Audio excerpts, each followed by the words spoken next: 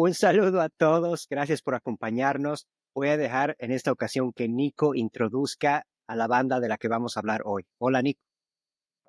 Hola Poche, hola a todos y todas. Un gusto estar nuevamente en esta cuarta sesión.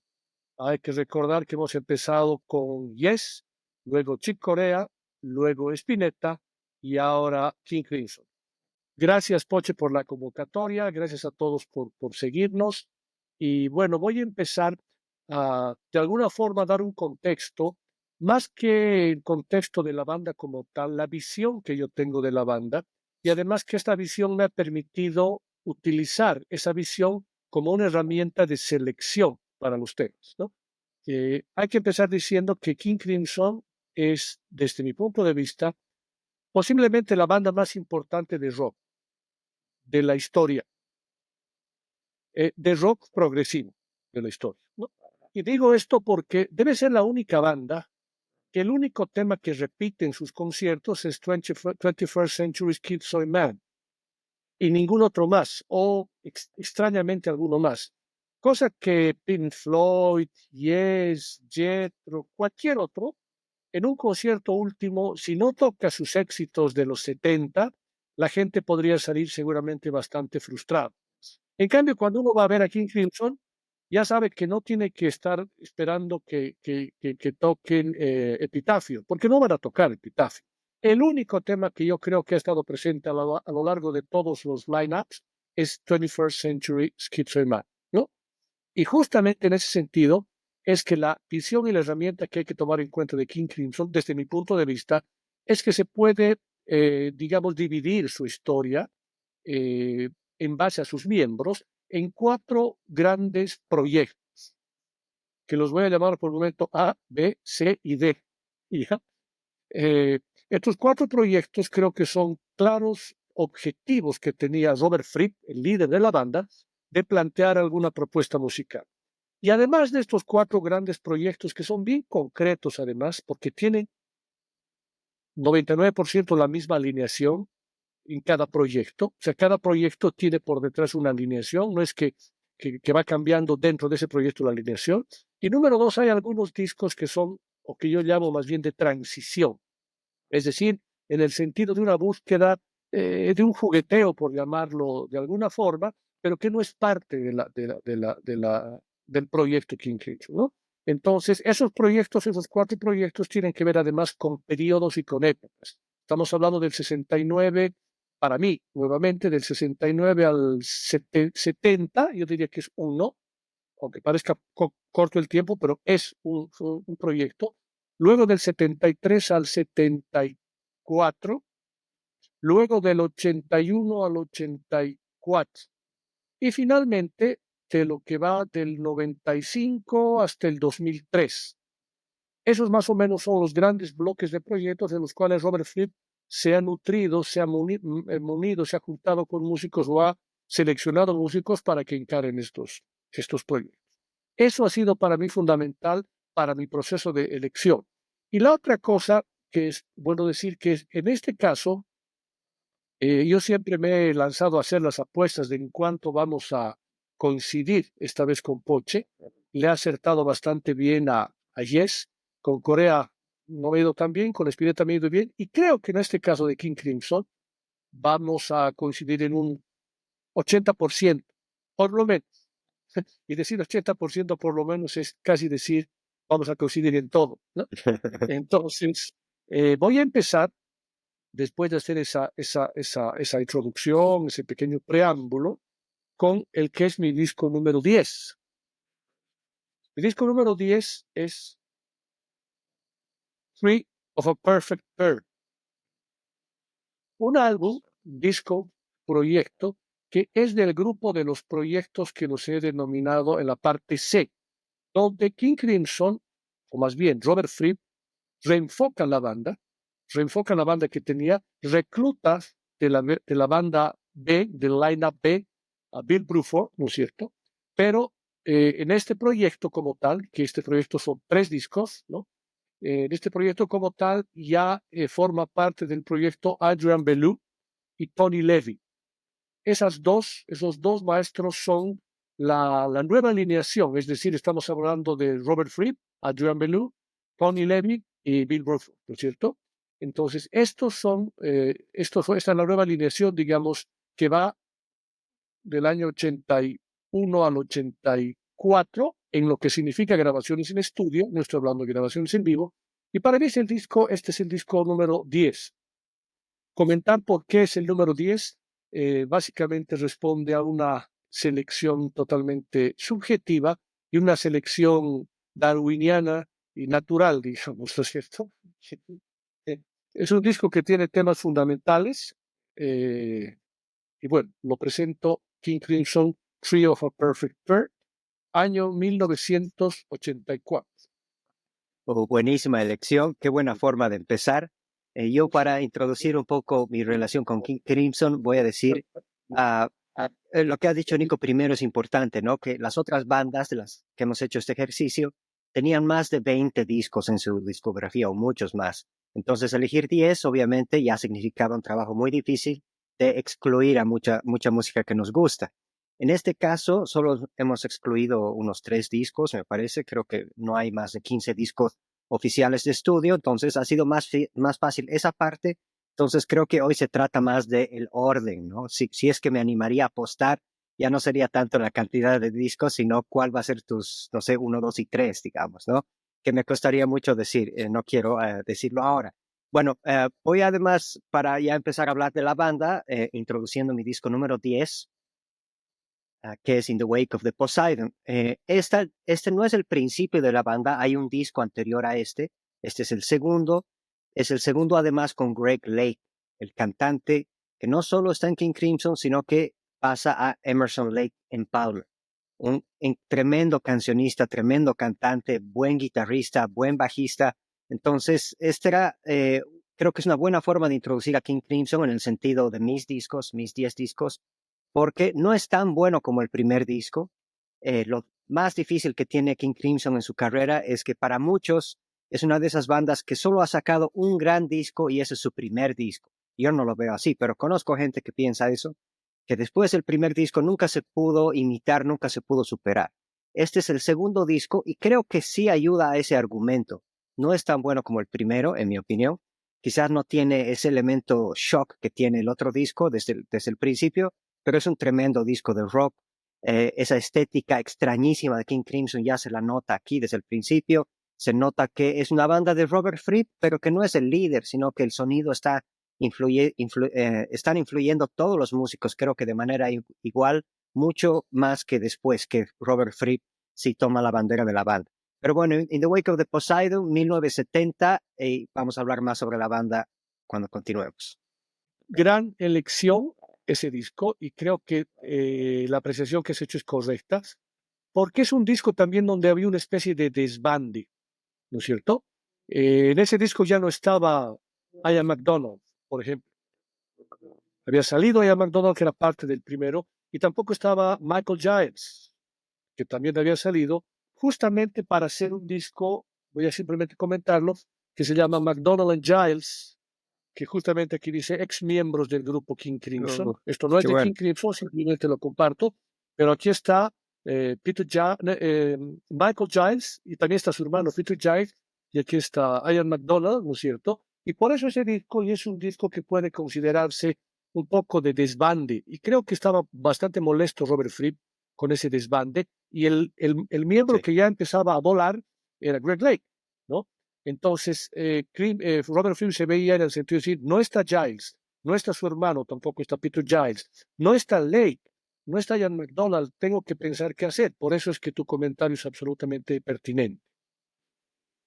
Vamos a pasar a mi número 9, que mi número 9 es el Lark Tongues in Aspen. Este disco es parte del line-up, en este caso B, el anterior era del line-up C, así como los he presentado. Y este es un disco fundamental porque aquí yo creo que si tuviera que elegir una alineación ideal para mí de la banda en toda su historia, sería esta. Es decir, estamos hablando de Robert Fripp, John Wetton, Bill Bruford y obviamente David Cross, que jugaba un poco el papel de solista así en el violín y algunos teclados, pero la base, Wetton, Bruford y Fripp, para mí es maravillosamente estándar en el sentido de estable, estándar en el sentido de sólida, y en este disco se manifiesta eso. Este disco tiene temas que son realmente maravillosos por una melodía inolvidable, como por ejemplo está The Book of Saturday, que es una belleza. Es un disco muy improvisado, hay temas que son improvisación absoluta. Está también Easy Money, que es un gran tema, pero para mí este disco es el número 9, estaba en un puesto anterior, pero las decisiones de último momento me han hecho moverlo al número 9. Este es el disco Larks, Tungsten Aspic, año 1973. Buenísimo. Escucha tanto para hablar de estos discos, pero voy a esperar para mi momento. Por ahora, vamos a mi número 9. Es Islands, 1971.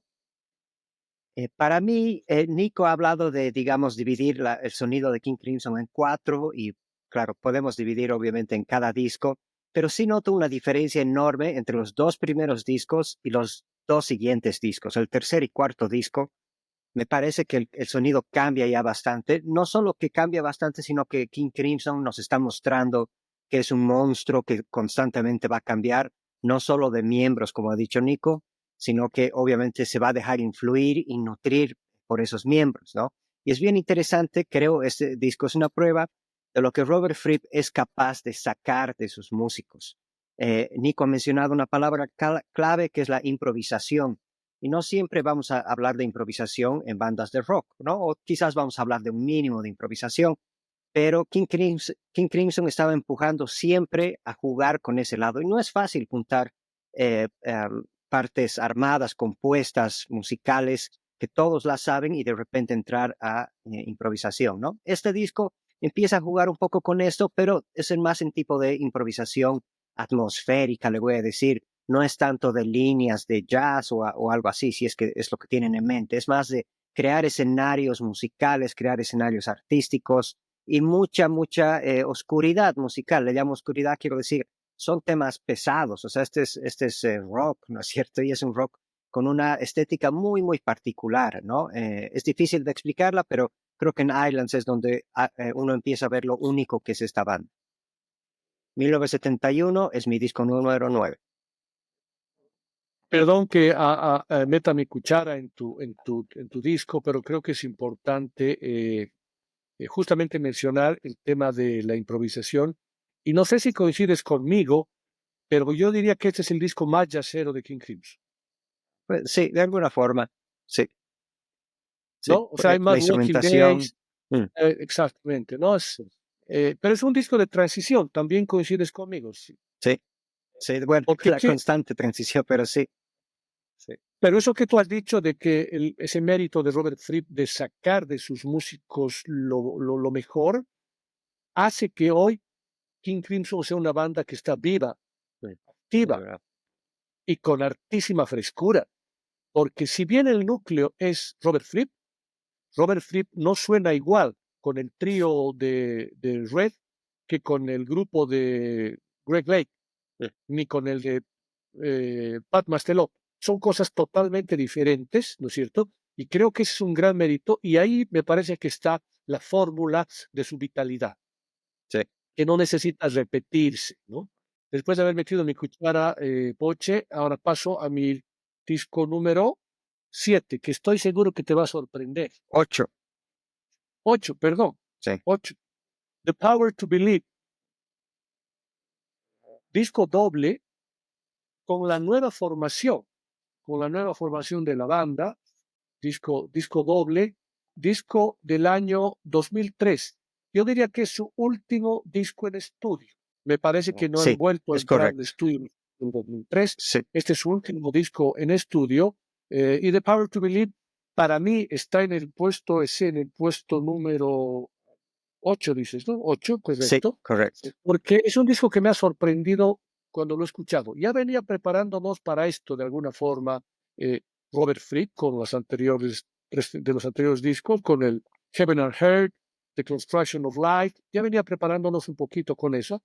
Pero para mí este disco es de alguna forma también una simbiosis del pasado y del presente, digamos, en la cabeza de Robert Fripp. Un disco bien difícil de escuchar, un disco bien complicado, donde ya está con la nueva formación. Con la nueva formación estamos aquí, Poche, ¿con quiénes? Estamos con Robert Fripp en la guitarra, Adrian Belew, que lo jala del anterior lineup, Trey Gunn y Pat Mastelotto. Este es el cuarteto, digamos, ¿no? Este es King Sí, Crimson Quartet, ¿no? así es. Entonces, para mí, ese es el disco, está en el puesto número 8, The Power to Believe.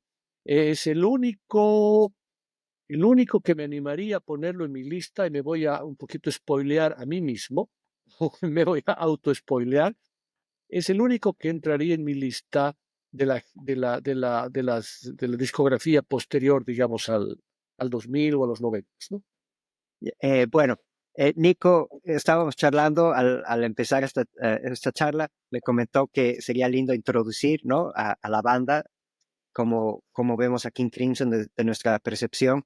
Y yo me emociono mucho al hablar de los discos, entonces empecé a hablarlo, pero ahora gracias a que Nico comentó sobre lo que conocemos como la última banda, no es necesario corregirte porque todo lo que ha dicho Nico es cierto. Sin embargo, después de esos discos, King Crimson ha hecho muchísimas giras y ha sacado discos también con otros nombres, se llaman proyectos, algunos projects, y otro tipo de nombres. No he escuchado todos esos discos, pero la última banda que ha girado como King Crimson es una banda increíble que ya no tiene a Adrian Belew, sino tiene a un cantante impresionante que se llama Jaco Caxi.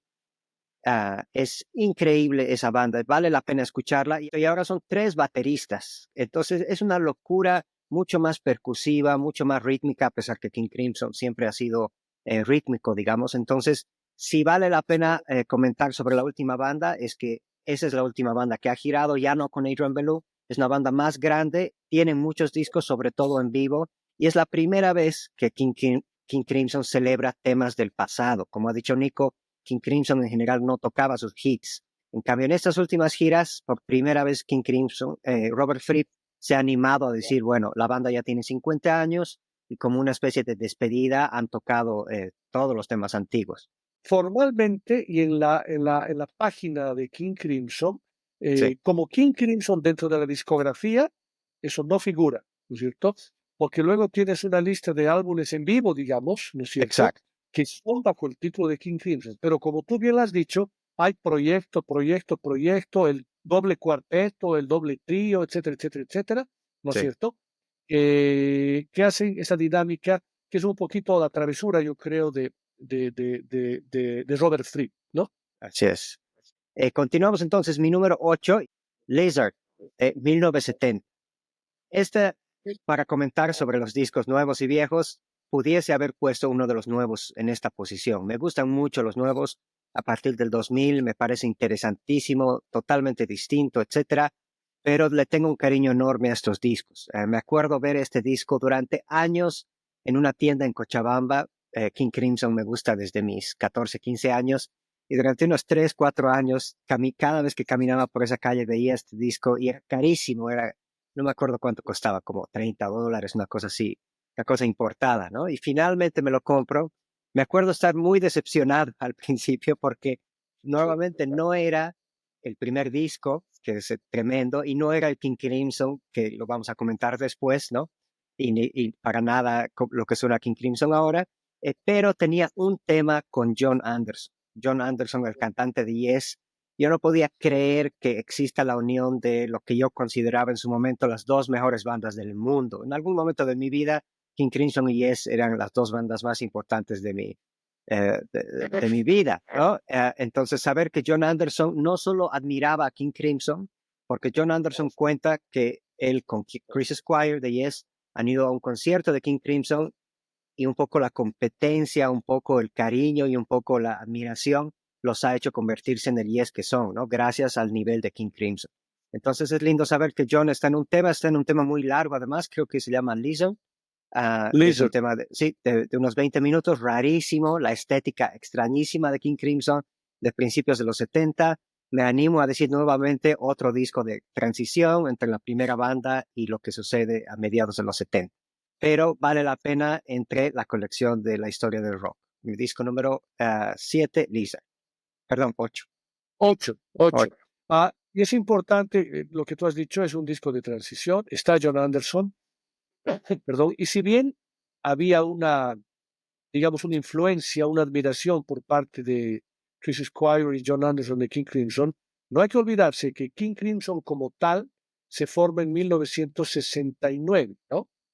En Ah, cambio, Yes se forma en 68. Pero no hay que olvidarse tampoco que Robert Fripp tenía sus proyectos previos a King Crimson, ¿no es cierto? Con los hermanos Giles, con Peter Giles y con Michael Giles, ¿no? Entonces, y esos son discos también rarísimos, son unas joyas rarísimas. Pero es correcto lo que dices, gran disco, Poche, y ya me va a tocar algún momento hablar al respecto. buenísimo. Así que voy directamente a mi número 7. Correcto, mi número 7 es Starless and Bible Black. Es igual un disco bajo el line-up B, en el cual están David Cross en el violín, la viola, Robert Fripp en la guitarra y el melotron, John Wetton en el bajo y la voz y Bill Bruford en la batería. Es un disco fantástico igual, que es de mi época favorita de King Crimson, donde obviamente lo que decía Poche es correcto, cambia totalmente el concepto musical por la salida de Ian McDonald, que era el que le daba una pomposidad y un sonido más épico, digamos, que nos sorprendía, que es parte del primer e incluso de algunas líneas del segundo disco. En esta alineación ya no pasa nada, con eso es una cosa totalmente diferente. Y nuevamente las improvisaciones aquí son súper importantes. Hay un tema, el tema 5 del lado A, que se llama Trío, que es full improvisación, ¿no es cierto? Y aquí está el tema hermosísimo de Night Watch, que para mí es uno de los temas igual de esta época que son de los mejores. Así que para mí, el número 7 está Starless and Bible Black. Siempre me ha Y- sorprendido el nombre, especialmente en mi juventud, ¿no? Como había un disco de la Biblia negra y bueno, al escucharlo realmente tenía esa sensación. Yo no lo tengo en mi lista y después voy a confesar por qué. Mi número 7, Three of a Perfect Pair, ya lo ha comentado Nico, es el tercero de los tres discos de los años 80. Sí. Es un cuarteto impresionante. Es muy lindo además pensar, ellos hablan sobre eso, que Adrian Belew y Tony Levin, el bajista, eran americanos y Robert Fripp y Bill Bruford eran obviamente británicos y ellos sentían esa diferencia en las giras, en las charlas, en la música. Había una diferencia o una unión también que les permitía crear esta música. Cuentan, por ejemplo, que en las giras Robert Fripp y Bill Bruford se quedaban charlando, filosofando sobre sus libros, sobre la vida, sobre la música, analizándola todos los días, discutiendo, comentando, charlando. Y mientras tanto, los otros dos americanos se iban a comer hamburguesas y a jugar pool o a divertirse en los mercados. Y entre chiste y chiste, lo interesante es que en la noche siempre decían los americanos tocaban mejores que nosotros. Pero lo lindo de esta banda es el cuarteto, sí, es una unión extrañísima, cuatro músicos totalmente distintos, a pesar que muchos vienen del mismo mundo. Tony Levin, hay que mencionar rápidamente que era bajista de John Lennon, después es bajista de Peter Gabriel y de King Crimson y de todo el mundo. Adrian Belew viene de Frank Zappa, de Talking Heads. Robert Fripp ya lo hemos comentado, y Bill Bruford, obviamente batero de Yes, de Genesis por un tiempo, un corto tiempo. Entonces, De realmente era UK, la de unión UK. de UK, ¿no? Y de la banda Bruford también. Entonces, realmente era una unión de fuerzas muy interesante, creando un sonido completamente novedoso, no solo para la banda, sino para el sonido del rock en los 80s, creo yo. Entonces, Three of a Perfect Pair, 1984. Ahora voy a aprovechar un comentario que has hecho, que no lo había leído, esa digresión de Robert Fripp en el sentido de decir, nosotros los ingleses nos dedicábamos a filosofar y los otros iban a comer hamburguesas y al mercado, digamos, ¿no? Eso tiene mucho que ver con la división de lo que es el rock norteamericano y el rock británico. Yo recuerdo alguna frase que tiene exactamente el mismo sentido que tú y que dice que, bueno, Elvis Presley estaba tomando cervezas, digamos, o sea, se dedicaba a tomar cervezas y era camionero, un poquito caricaturizando, ¿no? En cambio, John Lennon era alumno de la Escuela de Arte de Liverpool. O sea, mal alumno, pero alumno de la Escuela de Arte. Hay esta diferencia que creo que coincide totalmente con eso que estás comentando Sí, de lo que decía Robert Fripp. No hay que olvidarse un tema que es una mención que a la gente le interesa estos temitas, estos chismecitos, estos detallitos. Hay un disco que me ha sorprendido que es de Tony Levin y es el Welcome to My Nightmare de Alice Cooper. qué bueno.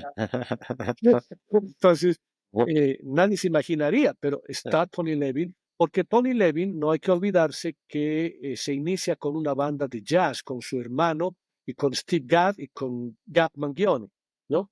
Claro. Y ahí está lo lindo de esa fusión entre tantas cosas, que es la gran virtud que ha tenido al reclutar a sus músicos Robert Fripp. Sí. Entonces paso a mi disco número 6, que es un disco que ya lo ha mencionado Poche, que es In the Wake of Poseidon. Un disco hermosísimo para mí igual, porque todavía captura esa esencia del primero. Hay unos resabios del primero, hay esa majestuosidad de Epitafio, está presente acá en algunos temas. La voz de Lake realmente es una voz que además nos hace muy familiar con el primer disco, aunque, como ya lo ha comentado Poche, o ya lo hemos visto en su presentación de este disco, había un desbande acá. Y Fripp estaba seguramente nervioso, preocupado y molesto porque había un, un desbande, un cambio en sus músicos, cosa que a ningún líder le gusta. Pero para mí, In the Wake es un disco hermosísimo, hermosísimo, y que por eso es que ya se está acercando a la parte importante, está en el número 6. En este disco, además de Lake, hay un cantante adicional, ¿no es cierto? Y igual que en el primero, que además de Lake, hacía también voces Ian McDonald con un timbre maravilloso, ¿no? Vamos a mi número 6, Número ¿verdad? 6. Beat, 1982, año en el que yo nací. Es el segundo disco de los tres de los años 80, que ya lo hemos comentado, el mismo cuarteto. Creo que me gusta mucho este disco porque se nota un poquito más una intención de Adrian Belew a escribir canciones que puedan sonar en la radio. Adrian Belew es un excelente cancionista, ¿no? Robert Fripp es más, creo yo, un artista, guitarrista, ¿no? Un tipo que está inventando concepciones y formas de ver el arte, pero Adrian Belew es un tipo que se sienta con la guitarra y puede escribir una excelente letra, y creo que este es un gran ejemplo. Casi todo el disco Beat puede sonar, bueno, en una radio un poco extraña, pero temas como Neil, Jack and Me, Heartbeat. Tengo que mencionar que he visto a esta banda hace 2 semanas.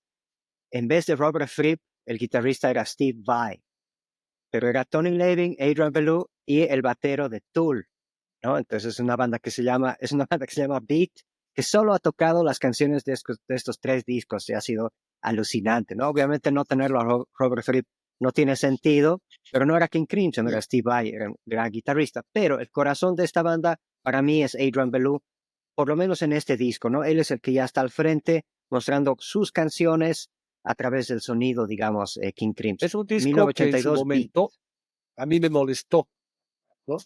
Porque era medio, no digo pop, pero tenía un beat de 4/4 bastante movedizo como para una radio o como para una discoteca en algunos temas, ¿no? Bueno, Exacto, ese sí. comentario, que ese disco no está en mi lista, me adelanto. Entonces, si coincidimos, ya vamos a estar en el 90%, ya no en el 100%, hasta este momento. Entonces, paso a mi número 5. Mi número 5 es Sí. el Lizard, en edición de vinilo, que se escucha una maravilla. El vinilo realmente te genera una sensación de presencia diferente a la del disco, a la de cualquier formato digital, por llamarlo así. Pero este disco igual a mí, igual que a Poche, me sorprendió porque escuchar la voz de John Anderson, y en esa época que no había mucha información, uno se confundía en el sentido de decir, o sea, ya no está en Yes, ¿qué ha pasado? O está, algo ha pasado, porque no puede ser que no es tampoco un mercado de beisbolistas el tema de los músicos, donde se cambian de un equipo a otro, ¿no? Entonces, sorpresivo. Y ese tema, el Lizard, que canta John Anderson, es hermosísimo de principio a fin. O sea, no hay. Y es un a pesar de que la voz de John Anderson siempre nos trae ese aroma a Yes, en este caso, si bien sentimos su única y mágica voz, celestial, angelical voz, ¿no es cierto? Pero es King Crimson y realmente se siente que no tiene nada que ver con Yes, el tema que canta John Anderson. Lo único que tiene de Yes ese tema es la voz de John Anderson, ¿no? Así que este es mi número 5, el Lizard. Lizard es del año 1970. Voy a 1995, Track. Así yo he conocido a King Crimson. Esta es la banda con la que yo he conocido. Es más, lo primero que he visto es un video que tú obtuviste de esta banda, Así ¿no? es. Un concierto bárbaro en Japón. Sí. Hasta el día de hoy me lo sé de memoria ese concierto, pero es lo que llamamos El doble los trío. fans de King Crimson el doble trío, porque habían dos baterías, ¿no? Que uno es más batería, más percusión, el otro, pero eran dos baterías, dos guitarristas, un bajista y un stick bass, que igual Tony Levin tocaba stick. Bueno, era una confusión así de entre cuerdas y percusiones, pero que realmente enfatizaba mucho la parte rítmica de King Crimson, ¿no? King Crimson, como muchas bandas de rock progresivo, les gusta las rítmicas que no son 4/4, hay muchos 5/4, 7 cambios de estructuras rítmicas constantes, pero aquí no era tanto crear esas atmósferas con distintas rítmicas, sino que se trataba de poner mucha percusión, mucho volumen también en las guitarras. No puedo decir que es metal, pero es un disco bastante metalero para alguien, digamos, que no es tan metalero como yo. A mí me gusta mucho el rock pesado, metal solo cuando mis amigos me muestran, ¿no? Pero King Crimson creo que es una de las bandas más pesadas, entre comillas, que me gustan, y esta es una buena muestra. Track es un gran disco pesado, temas como Dinosaur son buenísimos. Aquí está igual Sex, Sleep, Drink, Eat, Dream, muy buenas letras de Adrian Belew, que ya venía de la banda desde los 80s y como ha dicho Nico, se queda hasta el 2003 por ahí. Este disco vale la pena escucharlo. Track Dime una cosa, ¿es un disco de transición para ti o no? No, me parece que como es el único de los 90, más bien resume muy bien todo lo que había sucedido esos 10 años de sus giras, de buscar un nuevo sonido. Las canciones son son casi hits para hoy por hoy para los fans de King Crimson. Entonces, creo que lo Porque noto este disco bastante sólido en venía, ese es sentido. posterior a la formación con Adrian Belew y bueno, ese disco no está tampoco en mi lista. Recuerdo el video que lo hemos visto, que es una locura, porque realmente notas una comunicación entre los músicos que es increíble. Se miran los dos bateristas y empiezan a cambiar polirritmos con la mirada, digamos. Entonces es genial. Entraremos entonces, Poche, al top 4, es el Island. Para mí, el disco más Sorpresa. jazzero de King Crimson, porque hay muchas líneas de casi walking bass, el ride totalmente marcando las líneas, un disco hermosísimo para mí, de transición, una banda que ha sido seguramente por la gira y por la grabación de esto, y después ya no ha quedado como tal esta banda. Aquí ya obviamente no está Wetton, no está Lake, ¿no es cierto? Esta es una banda de transición entre el line-up A y el line-up B, ¿no es cierto? Entonces, pero para mí es un disco hermosísimo, como les digo, el disco más jazzero, y la ventaja del vinil es que además nos trae los juguetitos de los post-its y demás cosas, pero Qué genial. debo también reconocer que escuchando este disco en vinilo, uno tiene una percepción diferente de Crimson. Creo que así lo he sentido por lo menos yo, y por eso tal vez te ha sorprendido, porque cuando lo he vuelto a escuchar en vinilo, se me ha iluminado un montón de lamparitas más que antes en el CD no las había captado. Entonces, este es el Island. Hasta este momento estamos con dos que no coinciden en nuestra selección. Así que hasta el momento, Sí. mi presagio del 80% todavía tiene alta probabilidad de cumplirse. A ver. Solo quiero añadir del Islands. Hemos hablado del Islands de 1971 y del Lizard de 1970. Son esos dos discos que yo no los he querido durante muchos años, eran los que menos me gustaban de toda la discografía de King Crimson, hasta que no he vuelto a escucharlos años después, ¿no? Y pasa mucho eso con mucha de la música de nuestras colecciones o de grupos que nos gusta. Cuando uno vuelve, cuando uno revisa, primero que ya conoce los discos que le gustan, entonces uno reconoce, creo, estos discos y son geniales. Además, en Islands Sí, hay un cantante genial que es Boss Burrell, que después sí, pasa a ser bajista de Bad Company. Entonces es un musicazo. No es el mejor cantante que tiene King Crimson, pero es un musicazo que añade mucho a ese disco y creo que además, como has dicho tú, era un fan de la música americana, del jazz correcto. del funk, de ese tipo de cosas, ¿no? Pero bueno, pasamos entonces a mi disco número 4. Discipline, 1981, el primer disco de los tres de los discos 80. Ya hemos dicho casi todo sobre esta banda. Debo admitir, creo que este ha sido mi segundo disco de King Crimson o tercero.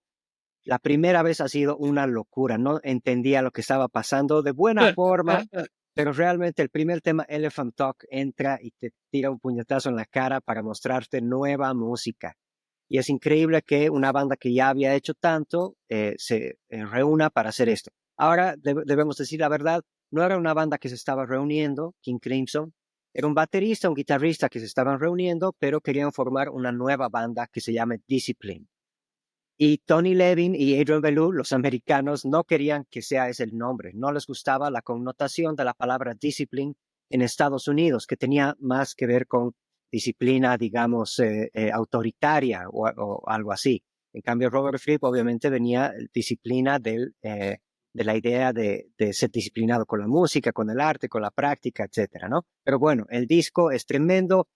Es interesante que además es un disco bien ochentoso, marca el sonido de los ochentas, pero completamente distinto a las bandas que conocemos típicas de los 80 de pop, digamos, ¿no? No utilizaban los teclados típicos, sino que eran dos guitarristas creando estas nuevas sonoridades y Bill Bruford en todo caso era el que utilizaba material electrónico, baterías MIDI, que lo hacían un sonido totalmente novedoso. Discazo de principio a fin. Está Mate Kudasai, que es uno de los temas más lindos para mí que hay en el rock, una de esas baladas bellísimas. Bueno, ¿qué más puedo decir? Uno de mis discos favoritos de la vida, Discipline 81.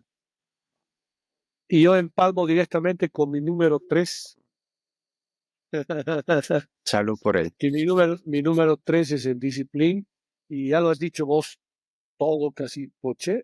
Yo he tenido la primera y la misma sensación que tú comentas al escuchar este disco, porque estábamos esperando un King Crimson pues diferente, y esto era realmente sorpresivo, pero prestando un poco de atención y teniendo un poco de paciencia, este disco realmente estaba rompiendo todo lo que se estaba haciendo en los años 80, ¿no? 81. 81, sí. Estaba rompiendo todo, inclusive Yes. Estaba rompiendo lo que estaba haciendo Yes, porque este es un disco que solamente puede ser concebido gracias a la genialidad de alguien como Robert Fripp.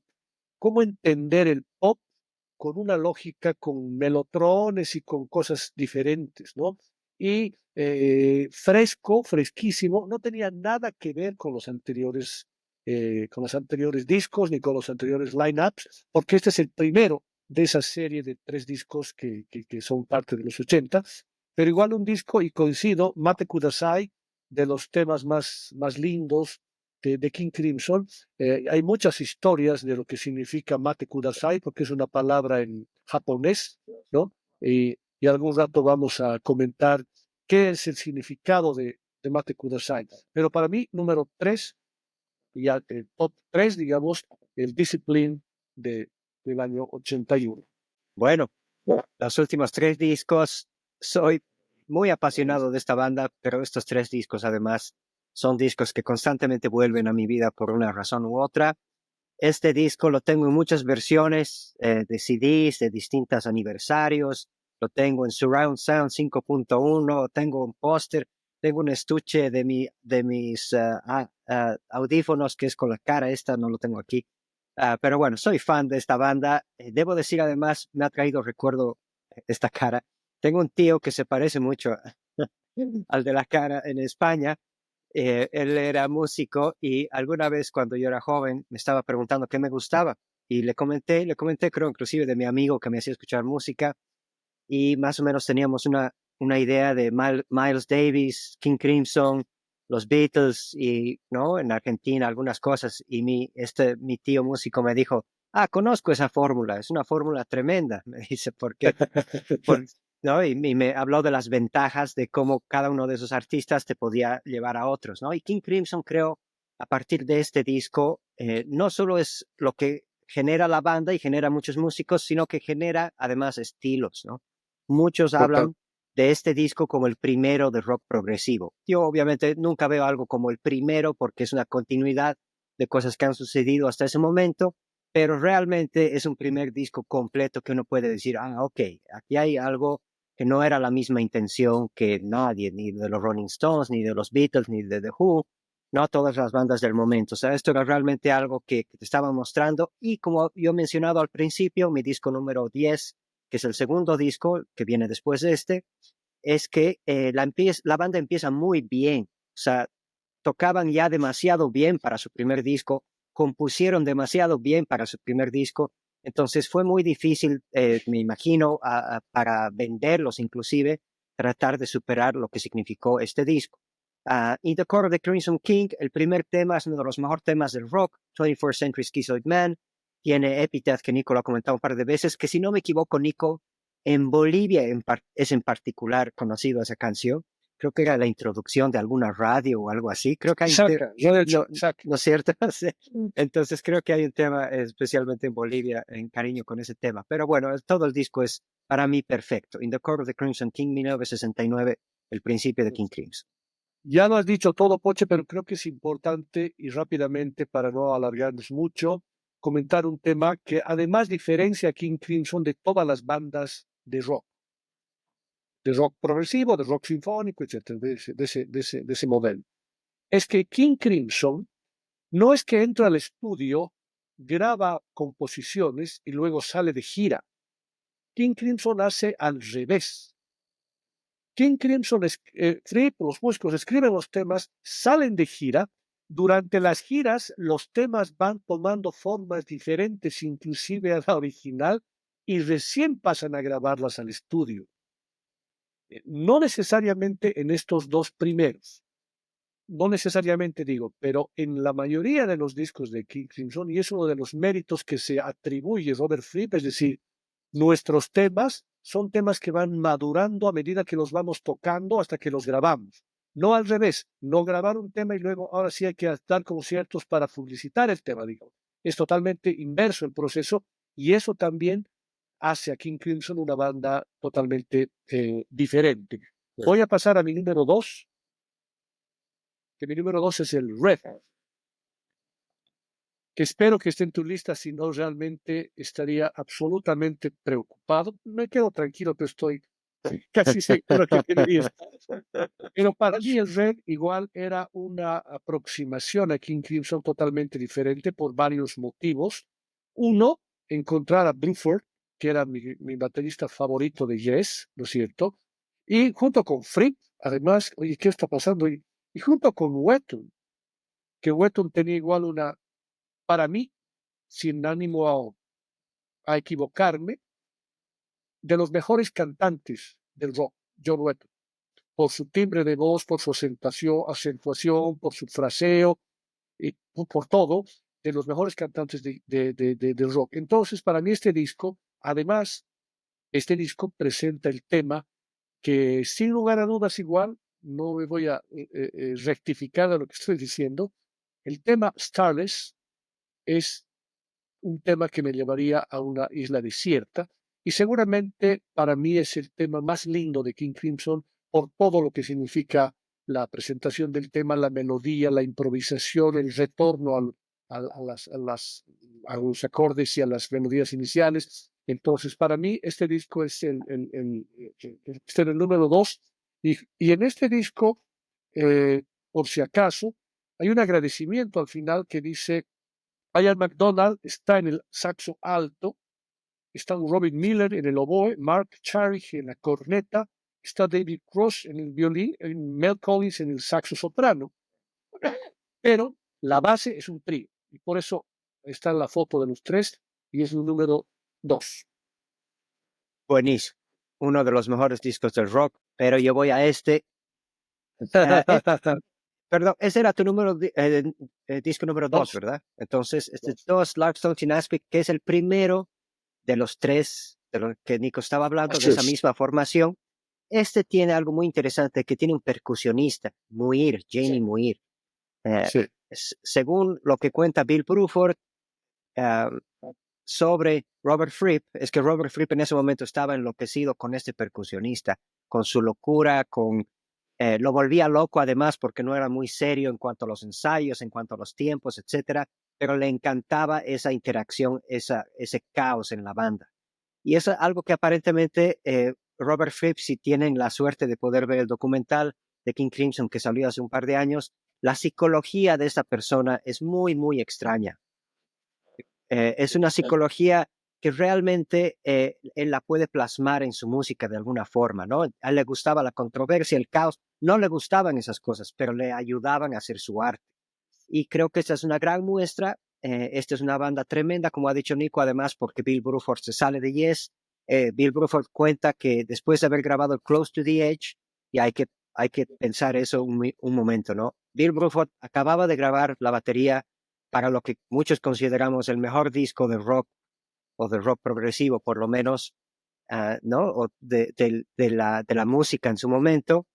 Deja esa banda solamente para poder tocar en esta banda.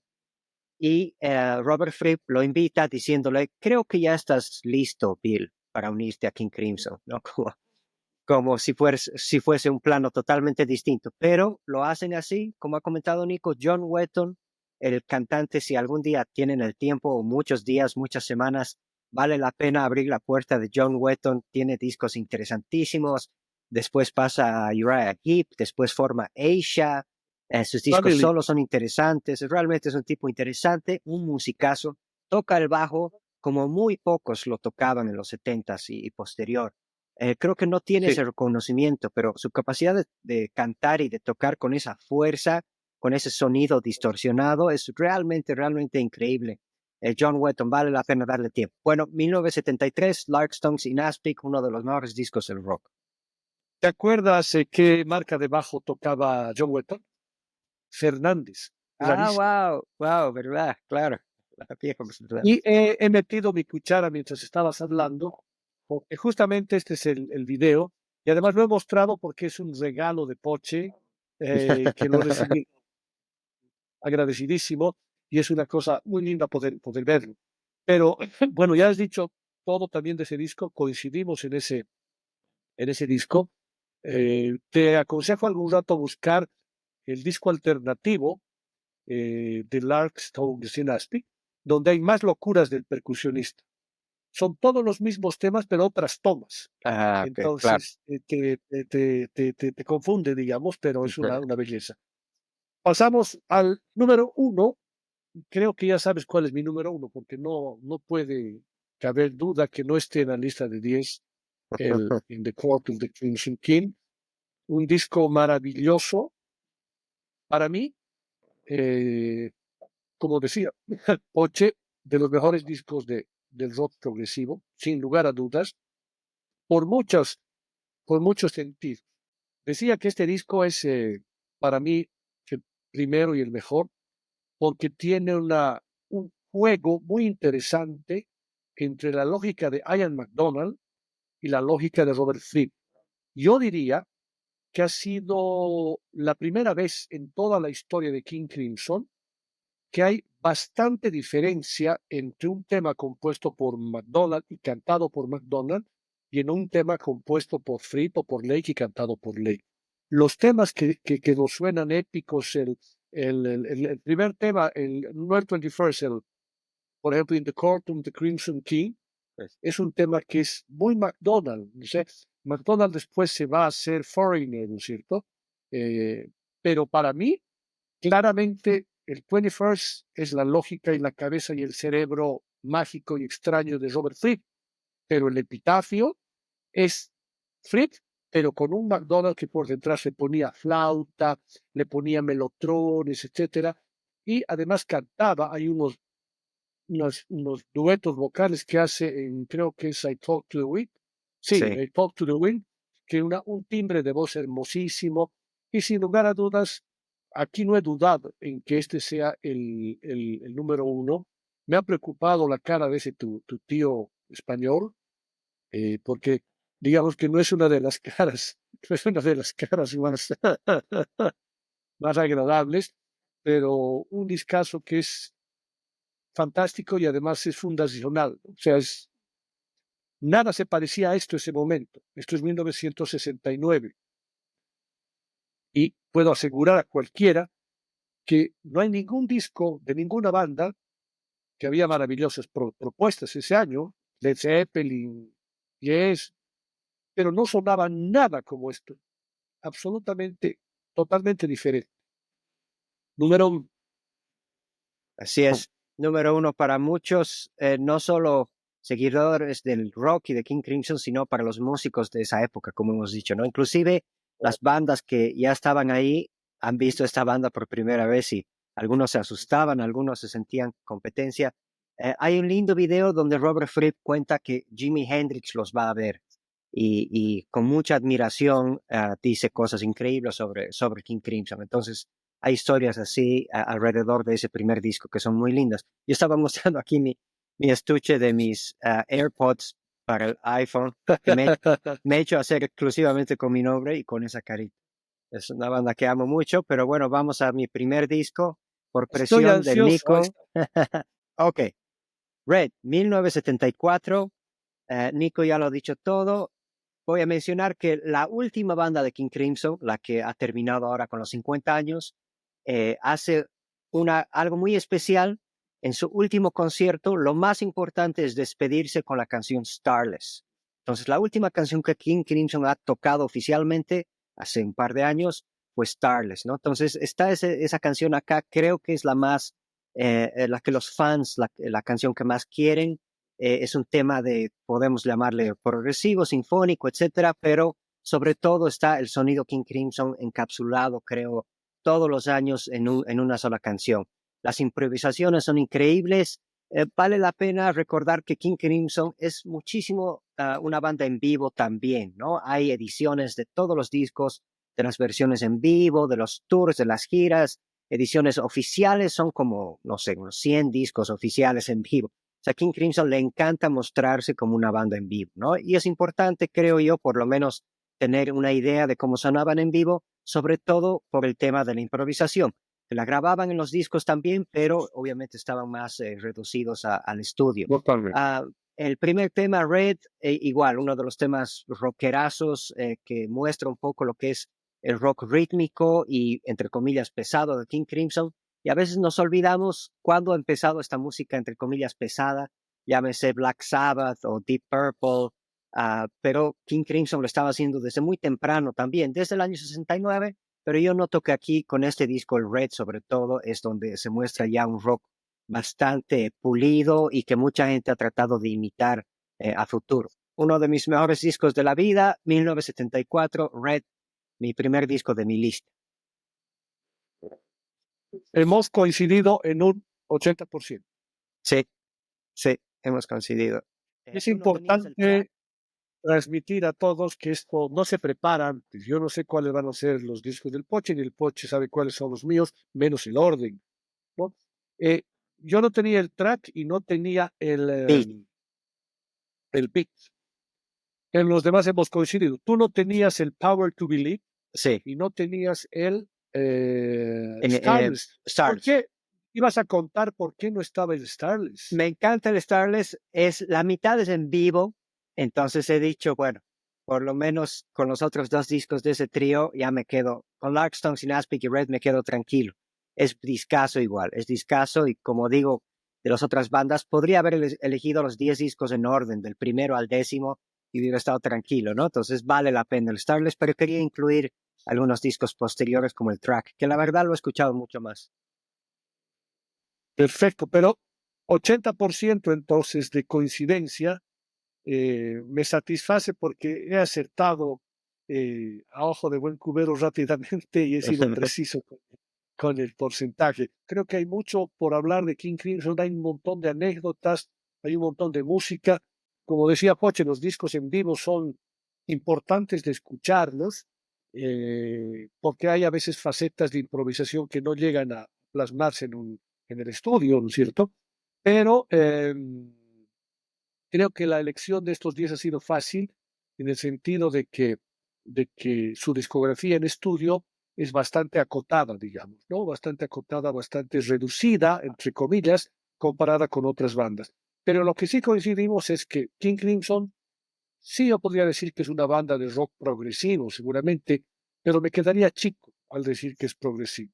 Cuando algún joven, que siempre me ha gustado compartir música con jóvenes para además conocer nuevas cosas, me decían, te vas a escuchar una cosa así, pero vas a prepararte porque es bien denso lo que te vas a escuchar, y me ponían alguna cosa.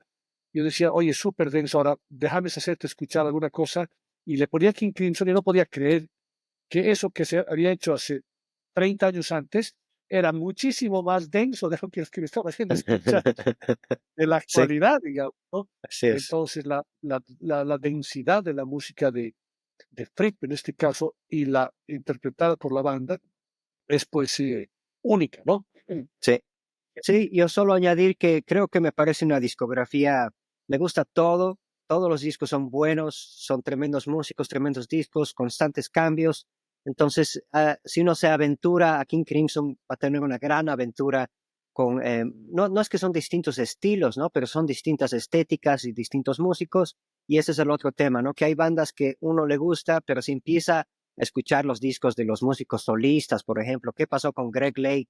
¿Qué pasó con Robert Fripp en sus discos, con Peter Gabriel?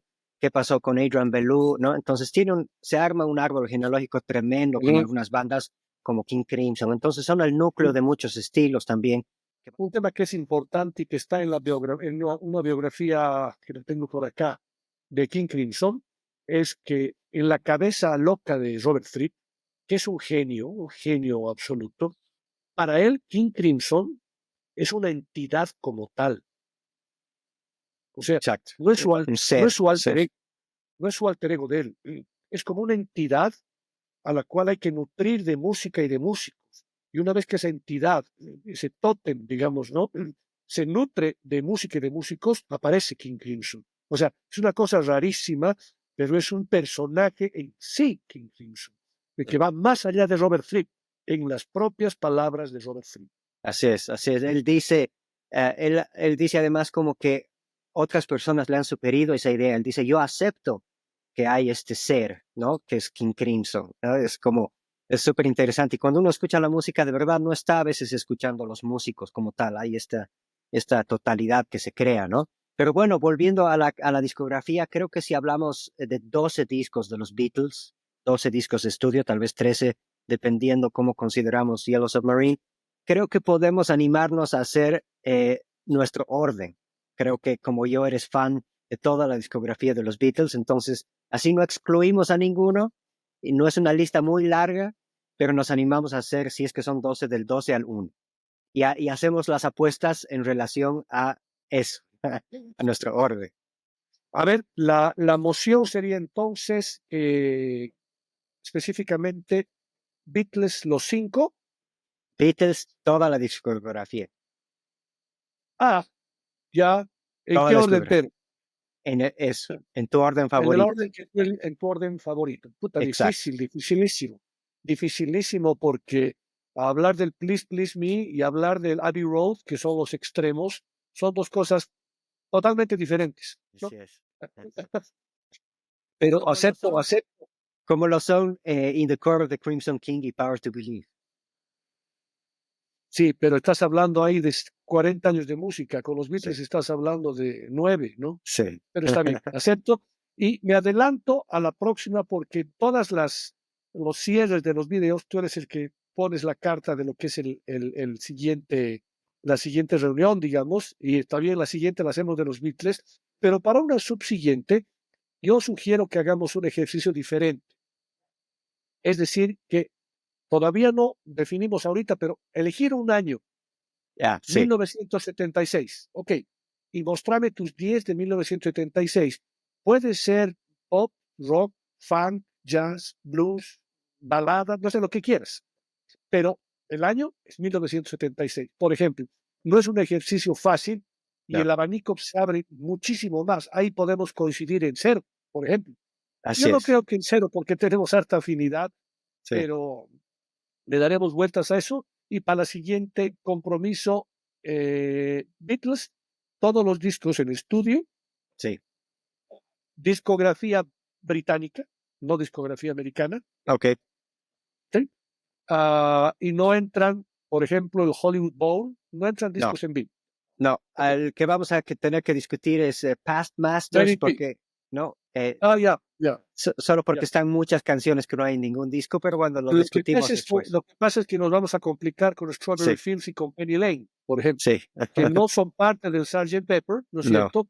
Y son parte del Magical, pero son de ese momento, ¿no? sí, Pero lo vamos a discutir, está bien. Pero hablamos como discos que salieron al mercado como salieron. sí, sí, va a estar bueno el ejercicio. Difícil, ya me estoy poniendo nervioso. Excelente, Poch. Bueno, un abrazo. Muchas gracias por acompañarnos en estas charlas, por nuestro amor por la música, nuestra pasión por estas bandas. Gracias por acompañarnos y bueno, un abrazo enorme, Nico. Abrazo a todos. Un abrazo a todos y a todas. Gracias y nos vemos en la próxima con Beatles. Chao, chao.